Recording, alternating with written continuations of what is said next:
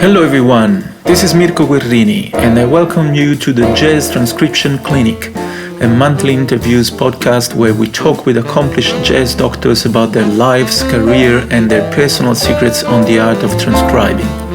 If you want to improve at jazz, stay tuned and follow the Jazz Transcription Clinic on the socials for more content. I acknowledge the traditional owners of the land on which this podcast is being recorded. I pay my respects to their elders, past and present, and the Aboriginal Elders of other communities who may be here today. Hello everyone and welcome to a new episode of the Jazz Transcription Clinic podcast.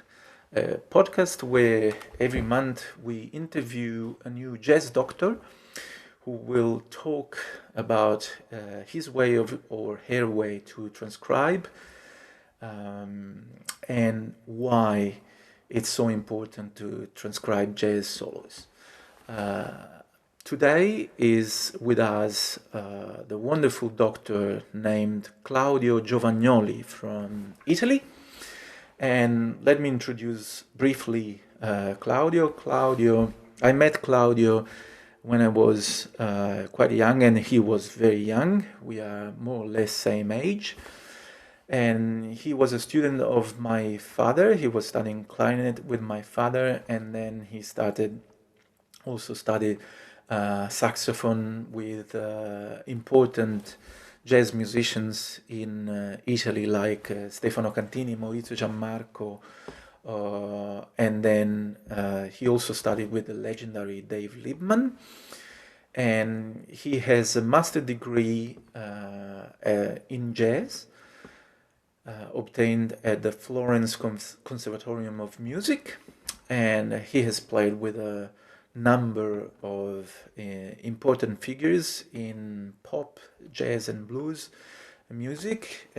Just to mention a few of them, he's a stable member of the funky band named Funkoff, led by another legendary saxophone player, Italian saxophone player, Dario Cecchini, who hopefully will be a guest on this podcast soon. And Claudio is also a stable player in Anna Popovic band and has toured extensively with this artist, and is even in these days he's touring with this artist, COVID permitting. So it's my pleasure and my honor to host for the first episode of the Jazz Transcription Clinic, the Dr. Claudio Giovagnoli. Hello, Welcome. everybody. Thank you. I'm very happy to be here. Great. So it happened that a few days ago on Facebook. We are still friends on Facebook, and it happened that I saw this incredible work that you have done on one of Michael Brecker's solos. And I have to admit, I had this idea of setting up a jazz transcription podcast few months ago, but you were the final inspiration that made me decide, and I contacted you straight away, and I'm so happy that you are inaugurating this podcast with me. I'm honored by this. Thank you. Thanks. So the whole meaning of this podcast is to try to inspire all the jazz musicians, all the jazz students around the world, and make them understanding why transcribing a jazz solo is so important. So I will ask Claudio a few questions, and hopefully we can discuss together some of the methods around the art of transcribing. And we can start with that solo that I will post the link in the podcast description or the video description, so you can go and watch Claudio performing that incredible solo, which is 5.5 minutes. So it's quite a huge work that you did, but you will explain to us how you manage to do that. So if you are happy, Claudio, I will start with the first question. Yes, please. Great. So first question is very general, and I'm going to ask you, why do you transcribe? That is a good question. There are different thoughts about. Somebody thinks that you must explore, find your way, and just start from nothing, just play and try to improvise, understanding the harmony and going on with the free mind, no? Open mind. But I see also when I was a student, with my students, that the students that listen to jazz music, listen to other artists, and try to imitate them and try to study them, they get the best results. Why? Because they get the inspiration from them, they get the history, they get the phrase, they get the ideas, and from there they can develop their own ideas. An example I always do is if you are a son of a carpenter, there is a son of a preacher man, also there is a son of a carpenter, no? And you work with your father, at the beginning, you do exactly the same things he's doing. If he say, you must saw this plank of wood in this way, you do exactly in that way, even because if you do it another way, you can cut your fingers. And then you build your furniture in exactly the way your father is teaching you.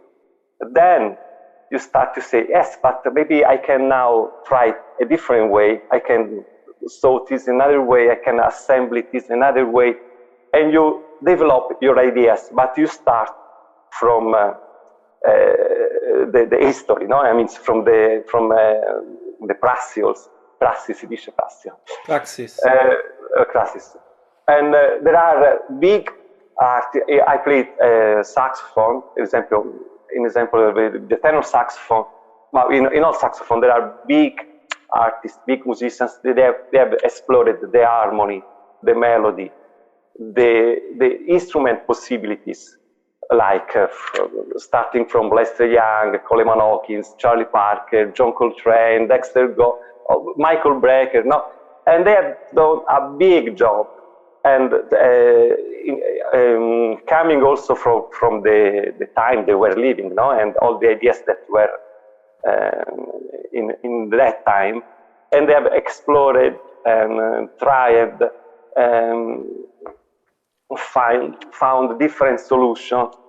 And if you start from there and you start from learning them, then you are like the son of the carpenter. You know the job.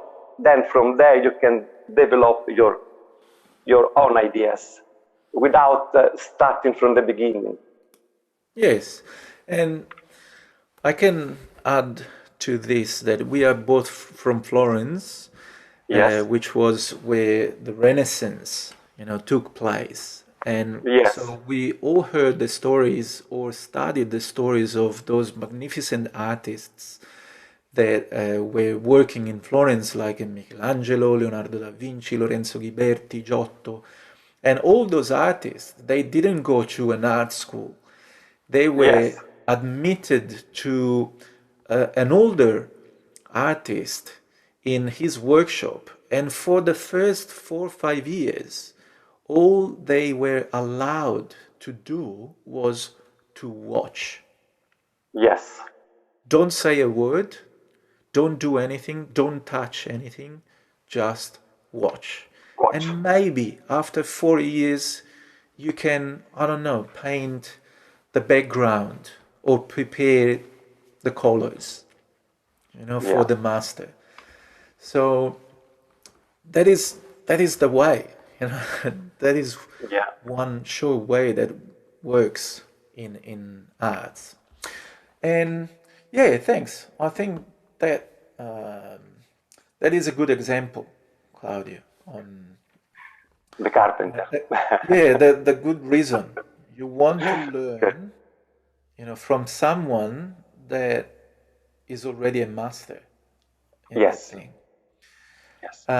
So this brings me to the next question, which is, what do you expect to bring home with transcriptions? A lot of things. I mean, technique, instrument technique, of course. Melodic and harmonic solutions, of course, because okay, I can answer in a different way. Okay. The first time, okay, when I went to the school we went together in Florence, they always told me, okay, you must practice at home, and you must study the patterns, you must study the scales, and you must study the solos. And I went home, I studied the scales, the patterns, and trying to study the solo, but in a wrong way. Later we will talk about how to study a solo, because that is a very important thing. And I'm using a method that as I learned from Dave Liebman in a master class he did here in Florence. And I was studying, but I was not reaching what I was looking for. But sometimes I was, in example, practicing a pattern, and when I went to play to my concert, I was not using that pattern. Then what was happening that I was listening to a CD, a tape at the time, with of my artist, listening, and then I was using the patterns he was using without studying it. Just they entered in my mind, So when after the master class I did, you want to say something? Yeah, but you can finish what you were saying. Okay. After the master class with Dave Liebman, I studied a solo of Sonny Rollins, the saxophone colossus, Moritat from saxophone colossus, because I felt the necessity of studying the first the early jazz, no, I mean not the hard bop, the pop hard bop style, no, because I started listening to Bergonzi and Michael Brecker but I needed something older to be more inside the harmony, more inside the and it took me 6 months, but at the end I was feeling, oh, I'm playing like Sonny Rollins. Of course, was not true. That was my feeling, of course. But I learned that way of improvising, of thinking the melodic and rhythmic patterns. And then after I say, now I want something different. I want that double time patterns, double time phrasing, like John Coltrane. And I studied Blue Train of John Coltrane, the whole solo. It took me maybe one year, but maybe more. And at the end, I'm playing like John Coltrane. I make the substitution with is doing, no, and from there, then you develop your own ideas. So this is what I expect from a solo: to learn something from that master, to learn something that I'm not able to do, and from there to build on your own ideas. Yes, I think you touch a critical point here. You said that when you studied patterns, you weren't able to incorporate those things Yes. into your playing. And one reason might be that everything that we study on paper does not have a sound. So we Yes. don't learn the sound, we learn the theory behind it. But when we play, we are surrounded by sound. So if you Yes. learn something from the sound, that is when you start,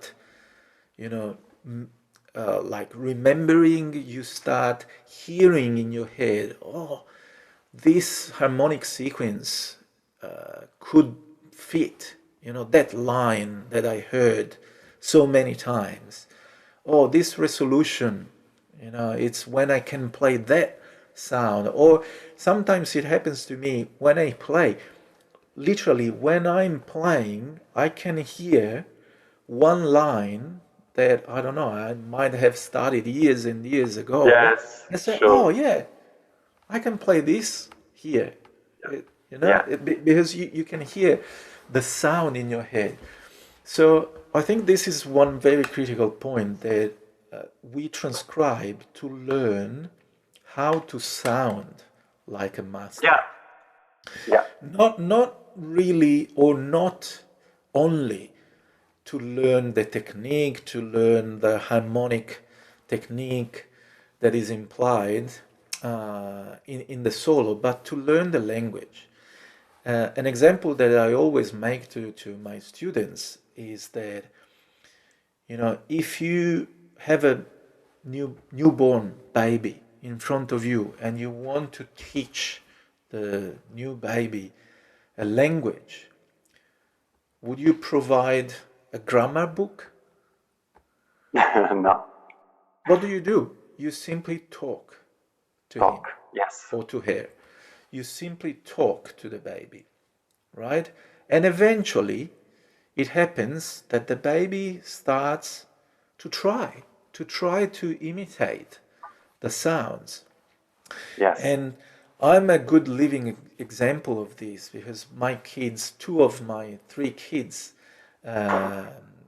they didn't speak any English when we moved to Australia. And especially Hugo, who was like 2.5 when we moved here, he was able to learn the English grammar without being able to read. And one simple example is you need to add the letter S at the end of the verbs in third person, right? Yes. He eats, he does. How did he learn that? Because he was much better than me. When I came here, I had to study. I had to go back to study some of the English grammar, and I still make a lot of mistakes. And my kids now, they correct me all the time. Oh, Dad, again, But back then, I could see this boy that was trying to figure it out how to talk this language, and he learned the grammar. Yeah. Like that. So the whole thing that I say is that if we assume that jazz is just another way to speak the language of music, why don't we learn like a baby? To learn from our parents, which could be Ella Fitzgerald, John Coltrane, or Sarah Vaughan, and so on. That is not only for jazz music; it is also for every kind of music. Because if when you start playing an instrument, and I remember one time I had a Romanian student from the gypsy culture, and he was learning with the clarinet everything by ear, and he was doing everything very well because listening to his friends. And it was doing exactly the same thing with the same sound, with the same timing. And then sometimes you have other students that are reading the classical methods, everything, and they are doing the notes, but not with the correct sound, with the correct articulation. Because even if you say to them, talk to them how to do it, if they don't listen to the music, they will not get it, because you must listen. Yeah. Yes, for every language. And another thing I would like to add, you said your first solo took you 6 months. I think my first solo ever was a Lester Young solo on a simple blues called Easy Does It. And it took me probably the same 6 months, with the difference that then when I brought it to check to my teacher, at that time was Maurizio Gianmarco, it was like 80% wrong. And I was so frustrated because I said, oh no, I can't do it. I can't do it. I give up. And I said, no, it's normal. It's normal. You have to fix this. And then next thing, I fix all the notes, all the rhythms. And then we spent like 3 months on Lester Young's vibrato. Yeah. And he was very strict. He was, no. He was like, try? No, not even close. But that was a good lesson, but we will talk about it. Great. Let's move to the next question, which is really, really, really important and super common among all the students. How do you choose the solos you are going to transcribe? Yeah, I think I have, in part, I've already answered to this question previously, because I'm choosing what I'm missing. So, as I told you, first I choose Sonny Rollins solo because I felt that I'm missing the history, the basic. Then I choose John Coltrane because I like John Coltrane. But yes, I always choose the musician that I love, of course. But have you ever felt that one solo was too difficult, too challenging? Yes. And in example, in this solo I did now, Michael Brecker, Recorda-me. I started it, and after 10 days, I thought, I can't do it. It's too difficult for me because he's a machine. Michael Brecker was incredible, technical, incredible. And then I say, okay, let's try. I will do it slower. I will try it slower. And then I did it. It's a matter of patience. And I will explain later how to do it, but it's a matter of patience. Sometimes you want to do, I think the bigger mistake always is that you want to do everything immediately. Now, music has got long learning times. You must, sometimes you learn quicker if you study slowly than trying to go immediately at the end of the exercise. Yeah. So you must take your time, go slowly with the patience you need, and you will get it. Yeah. And do you transcribe only saxophones? Oh, no, because sometimes I have transcribed something from the piano players to understand how it's moving on the harmony, sometimes the different solution. Of course, mainly I think it's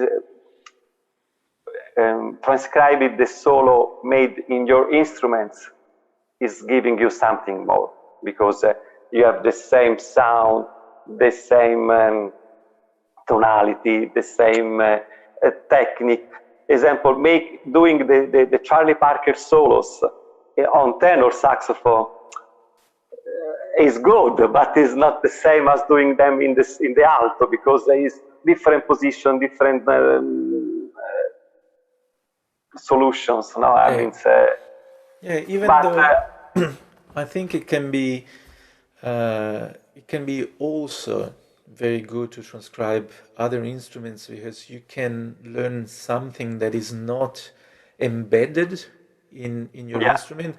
Because I found, for example, when I play a John Coltrane solo, of course, it's not easy and you need some technique. yeah, You need to know how to move your fingers. But there is something in his playing that, of course, is not too difficult. Is like implied in the saxophone, is embedded there. yeah, He uses some incredible stuff, but if you know saxophone, it's not impossible, yeah, right? Is like, and some of the lines that are played, like, oh, this line is cool, doesn't take too long because it was played on exactly the same instrument. yes. While I remember one time I transcribed a guitar solo. Oh, gee, that was hard. Even if maybe it wasn't too quick or too fast, the tempo, but just the intervallic relationship within the notes, which probably on the guitar is a little bit easier because they Yeah, go down on the stick. But on the saxophone, it's not easy to play in sixths or sevenths up and down, and be no, proficient.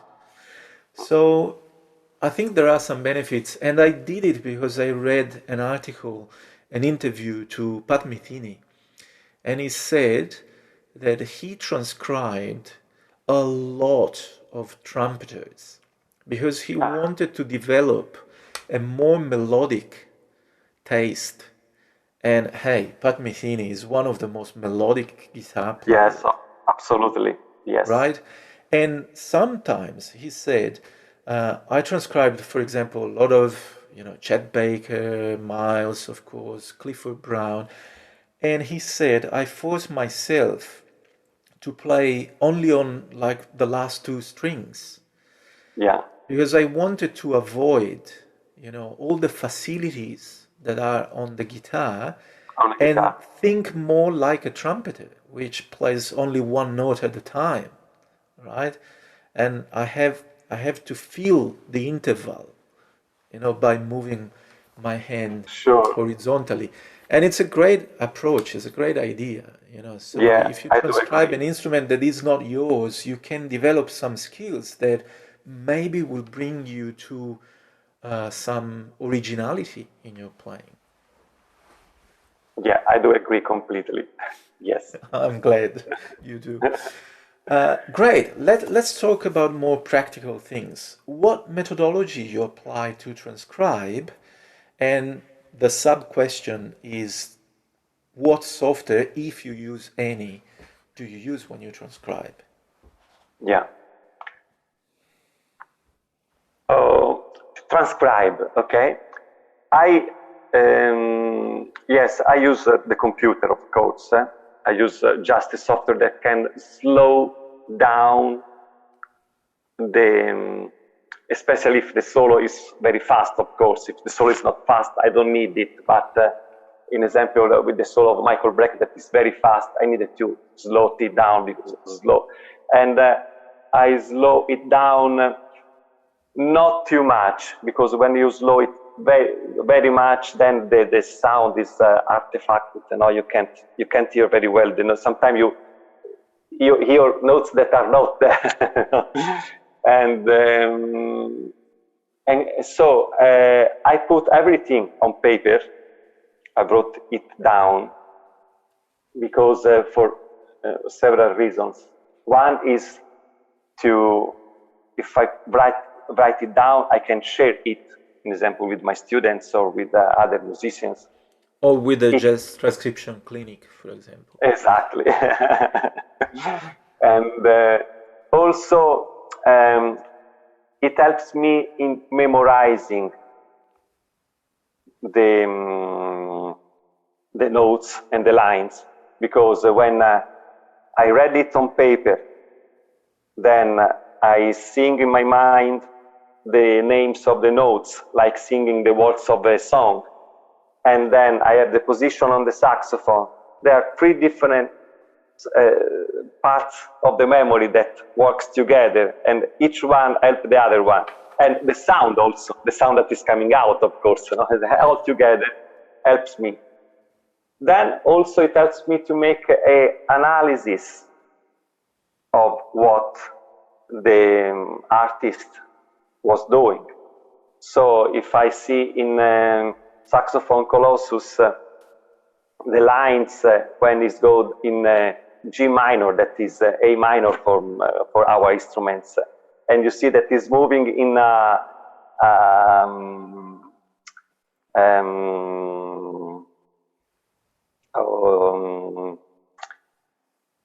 in a melodic scale,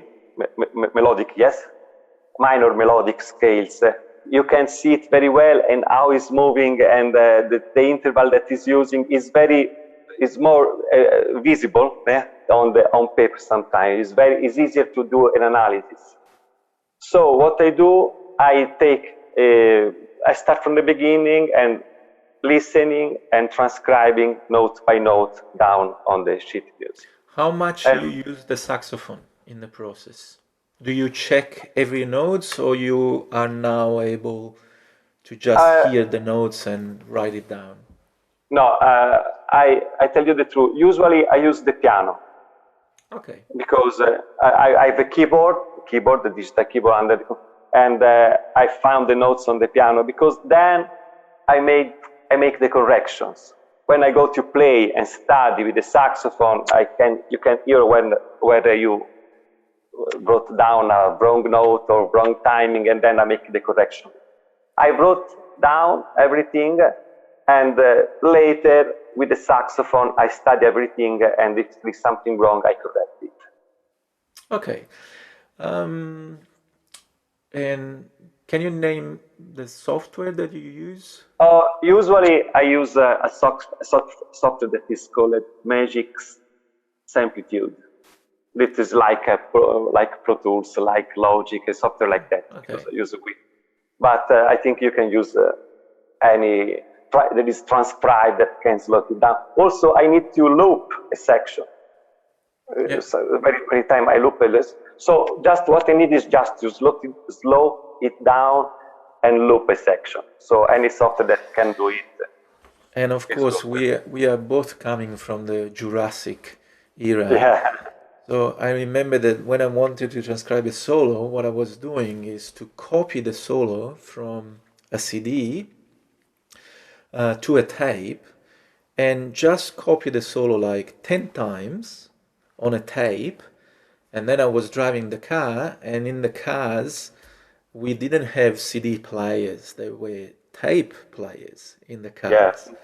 So I put the tape in, and there is the solo going on like 10 times, and I could like even sing along, so that when I'm back home I can replay the CD, but I have almost already memorized the lines, the phrases, and of course I have to triple check, but that was what a software is doing in these days.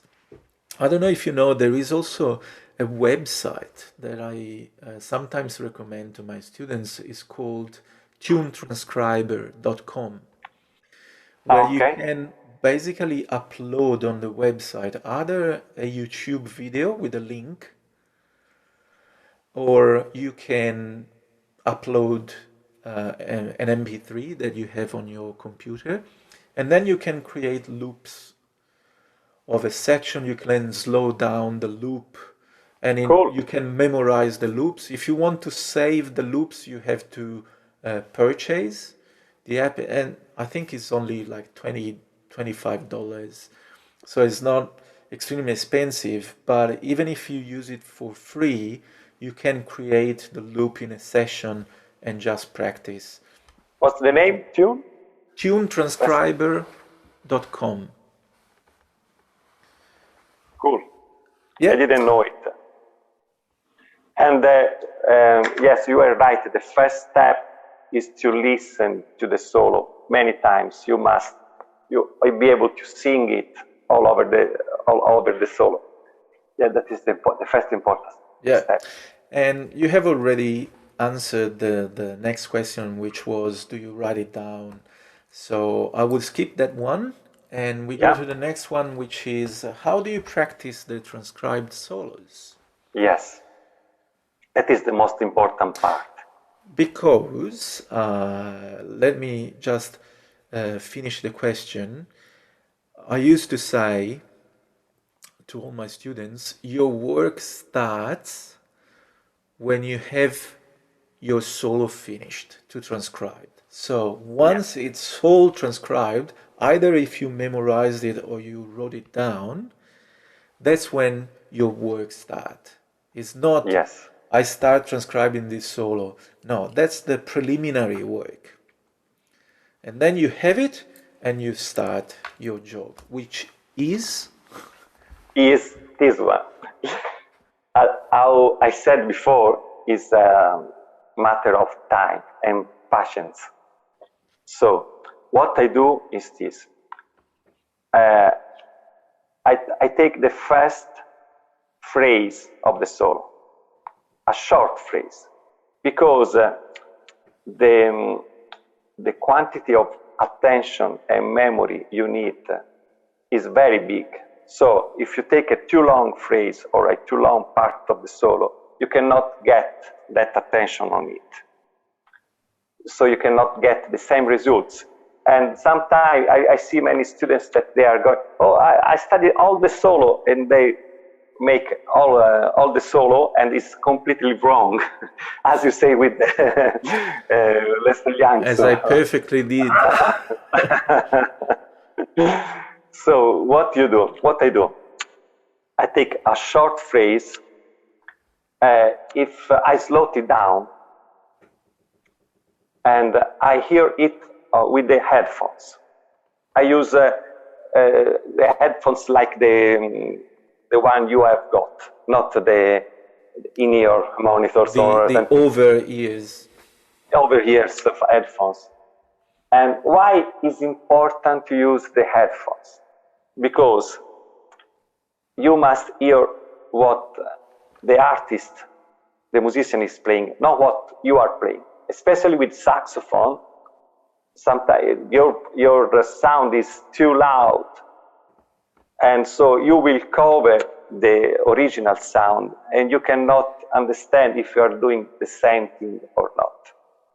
So I take the first phrase, listen with my headphones, and with the transcription in front of me, and I start playing it with the original.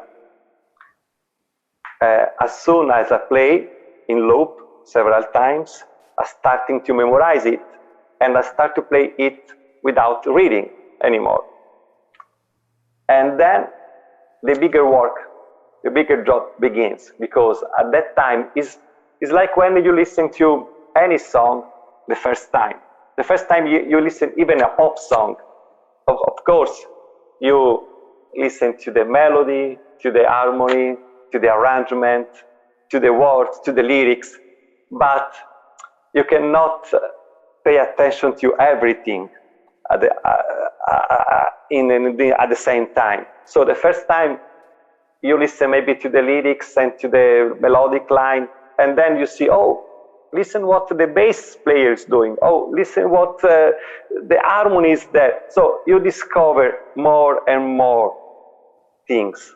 So when playing by memory and listening to him, you say, oh, this note here is wrong. Okay, I correct it. Oh, the timing is not the same.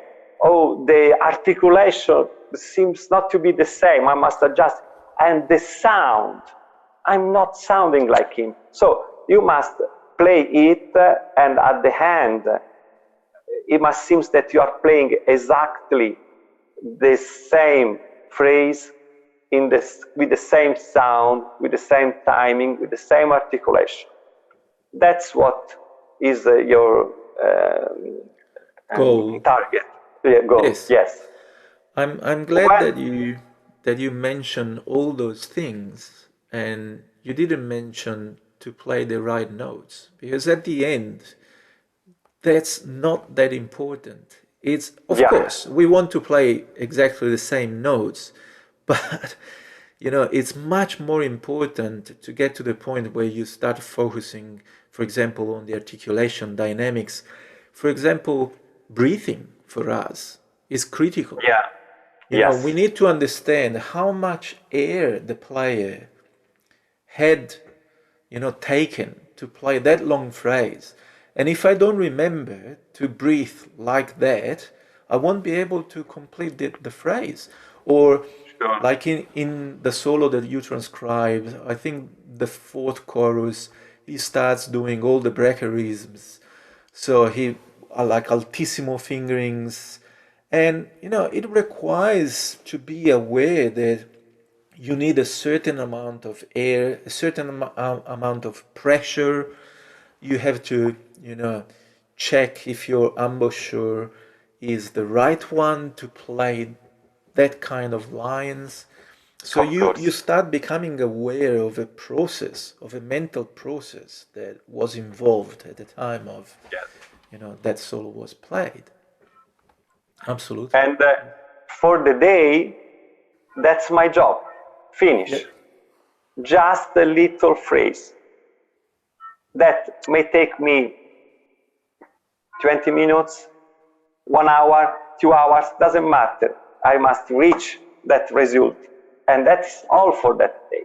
Because if I go to the next phrase, I will ask too much from my attention and from my memory. The next day, I do the next phrase, the same method. And probably it will be a little bit quicker, how do you say? I'm sorry for my English, I know. But because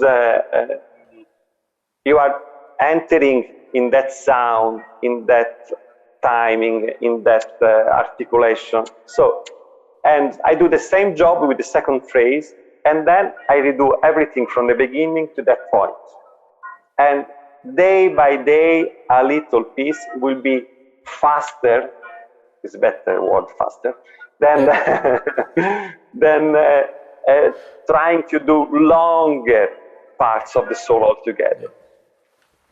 There is one thing that I noticed in the video of you playing the solo, which made me thinking, and I have a question for you. I've noticed that when you start the solo, which is,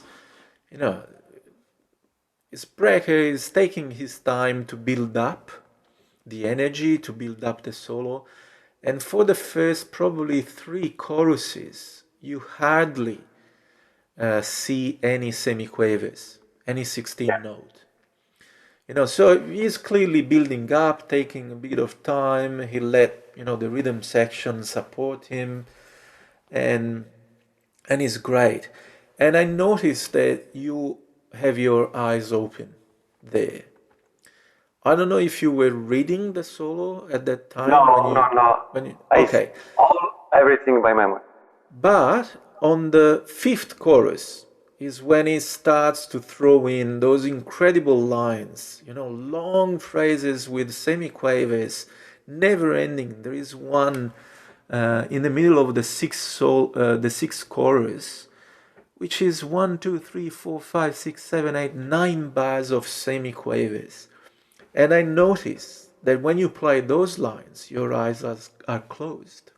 Yes. So my question is, do you close your eyes because you had to study those lines for such a longer time that now you need to recollect all your concentration to play those lines? Because this is just to tell everyone that is listening that when you go to listen to Claudio playing this solo, you cannot tell the difference.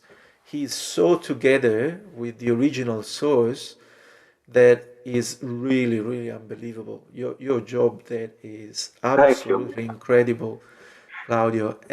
But I know that the amount of work required to get to that point, especially on a phrase like that, is so much. Then I thought, of course, he's closing his eyes because that line is now part of himself. And yes. When he plays, I don't know, but it's just a question for you. Why? No, but you answered the question. Yes, is a way of being being inside that phrase and to concentrate and to be together here. Sometimes it happens even when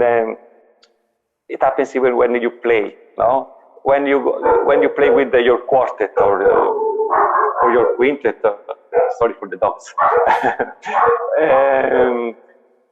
Sometimes you feel the same. Okay, a better example I can do is with my section musician. For example, when I play with Anna Popovic, with the trumpet player, with Davide, sometimes if we do a mistake, we do a mistake together. Because it's like telepathy, no? You enter in the mind of the other, and the other enter in your mind. You feel the same thing together. You try to understand what he's doing, and he's trying to understand what you are doing, and playing the same time, the same way, the same the notes with the same lasting the same time. And sometimes I close my eyes just to enter in touch with the mind of the other one. And this is the same thing that happened with Michael Brecker. I'm trying to enter in telepathy with him from the haven, of course. No, that's great. That's great, because it's clear that, you know, watching you is fun. It's also fun because you can see what's going on, and you can see that when you play, you know, you have spent so much time on it in a good way, of course, that it comes out almost natural, you know, from you. That's great. There are only a couple of more questions, so we will be done soon. Thanks for your time. It's been really a pleasure. I'm also learning from you. How is it possible that you don't feel that if you transcribe, for example, you know, a solo like this one, Michael Brecker solo, and maybe spend a couple of months on it every day, like you said, for 2 months, how is it possible then you don't feel like, when you play, you don't feel like, oh, I'm trying to copy Michael Brecker, I'm just a clone now, I have lost my originality? I would like to play like Michael Brecker and to copy. Everyone would like to, yes. No, it's okay. It is happened one time with John Coltrane. When I studied the first solo, I studied Blue Train and some other thing. And it was happening that I was playing too much similar in my mind, of course, because playing like John Coltrane for me is not possible. But I was feeling to playing like John Coltrane. Too much closer to his phrase, too much close to his sound. So what I did is stopping listening to John Coltrane for some time, stopping studying John Coltrane, stopping to study any other artist, just take some time and then start with something else. Because what you need to do is to take something from each of the artists you like and then put them together and then develop your personal sound, your personal phrase. So you must teach the basis from them and then develop. And so maybe at some time you are doing it very similar to the artist that you are studying. But that is a process of studying, of developing yourself. No, I think it's not a mistake, it's not a problem, just is a step of your way. Yeah, I understand, and it's reasonable. Do you suggest anything in particular to your students when they ask you this? How can you work on a transcription and then don't feel like I'm losing my originality, I'm losing my personality? So what do you suggest? when sometime from a solo, there are phrases that take your attention. Now you say, oh, what is doing that? And sometimes you are trying to take that phrase and repeat it, no? I think that from a solo is not that the most important part. I think from a solo there are a lot of phrasing, like moving on the scales, moving on the arpeggio, how do you say, on the chords, yes. Arpeggios, or articulating, or that sometimes are in the middle of the solo, and that are the most important part of the solo, because you train on it, and if you learn how to move on it, then you will move in your own way, not copying the same phrase, but just understanding how to move on the harmony, on the scales, how to articulate, how to breath, how you say, how to move.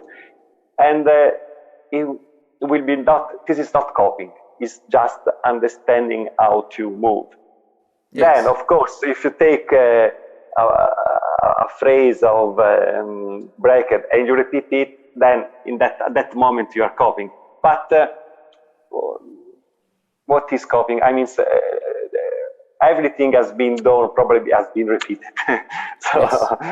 So there is if you feel, yes, if you feel that phrase fit you and you listen it, and you can do it at that moment. It's not. There is nothing wrong. There is a funny thing that happens sometimes to me. I remember in the past, there is one solo by Joe Henderson that I transcribed, and it's in concert C major, so D major for tenor saxophone. And so there are many phrases on 251 in D major for us. And like 10 years after I transcribed that solo, I put on the record again. So I didn't listen back to that record for 10 years. And then after 10 years, I put the record back and I listen to Joe Henderson playing, and I say, why Joe Henderson is playing my lines? Because I think the process was completed there, because I transcribed the solo, I learned it, I started to incorporate some of the ideas in my playing, and after a few years you forget from where those lines, those ideas are coming out from you, like your own ideas. You have processed all those things, so you don't think anymore, oh, now I'm throwing Joe Henderson line or a Sonny Rollins line or a Chris Potter line. Now you think, oh, I play this my own line. Yeah. And it is yours. Because it is genuinely coming from your mind, from your instinct. It's no more linked. And so you're right. That you listen to that solo after 10 years and you feel like, oh, Joe Henderson is playing my lines now. But actually it's not true. It's the other way around. So that's interesting. And you also already replied to the second last question, which was what strategies you employ to incorporate what you learned into your playing, which is what we just talked about. And we have come to the end with the last question, unless you want to add something, which is, which transcribed solo is your favorite, and of course, why? Oh, that is a difficult question. I think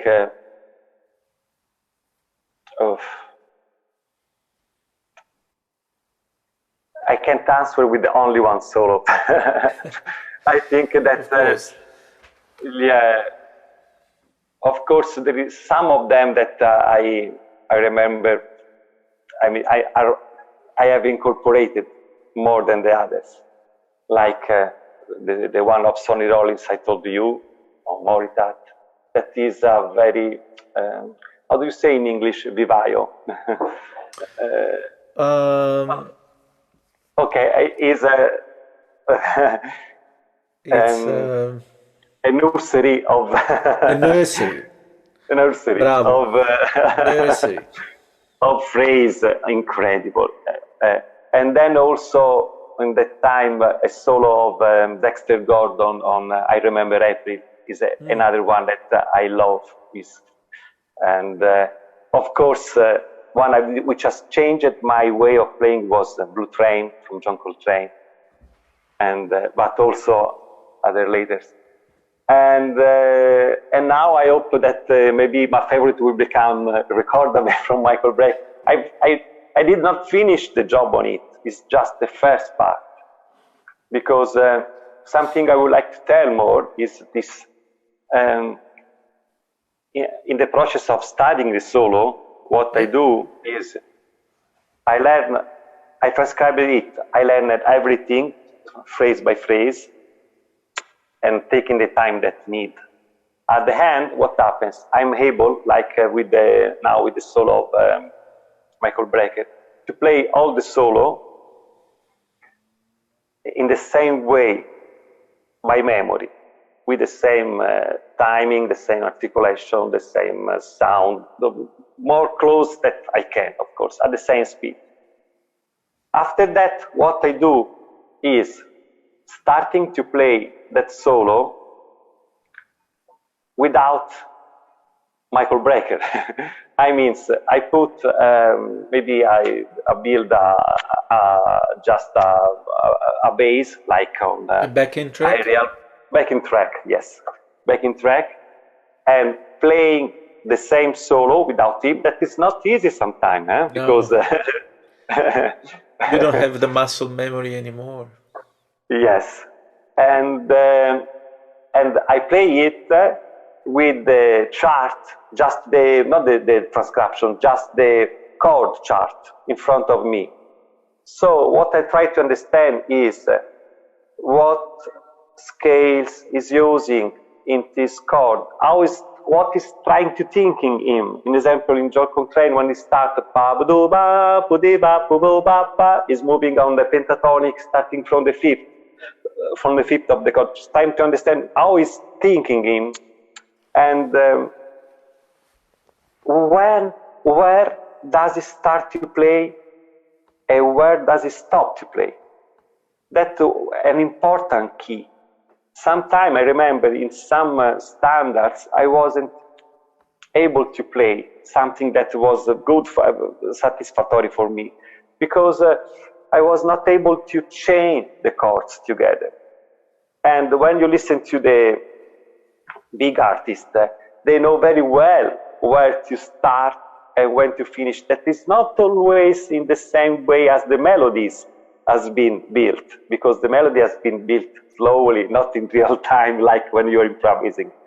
And so, if you start your phrase in one point or in another, you change the approach you have with the standard.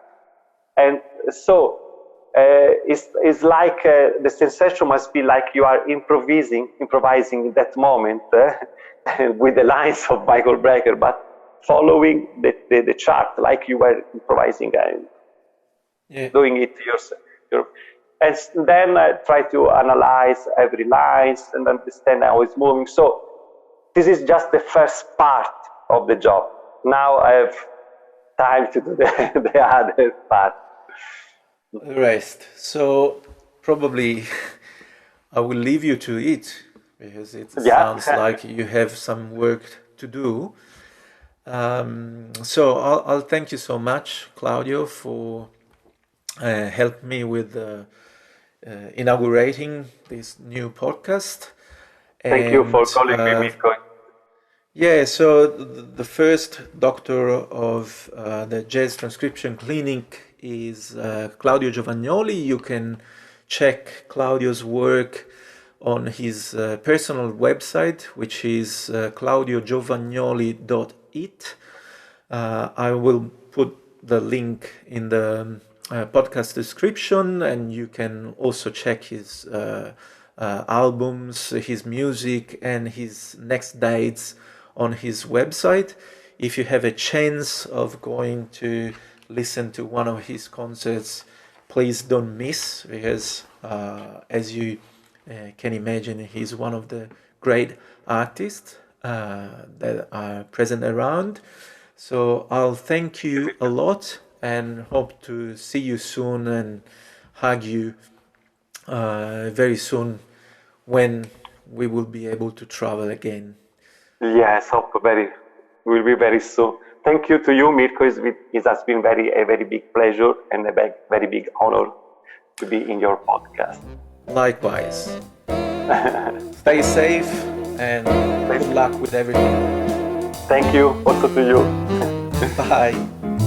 Bye bye.